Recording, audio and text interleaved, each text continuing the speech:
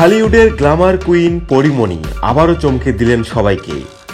মা হওয়ার পর বদলে যাওয়া, এরপর বিচ্ছেদ, সব পিছনে ফেলে আবার মিডিয়ায় ঝলমলে প্রত্যাবর্তন।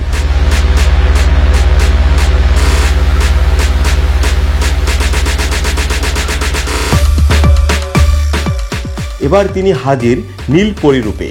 সম্প্রতি নীল ড্রেসে একটি ভিডিও শুট করেছেন পরীমণি। ক্যাপশনে লিখেছেন, আমি নীল পরী। আর সত্যি যেন রূপকথার নীল পরী।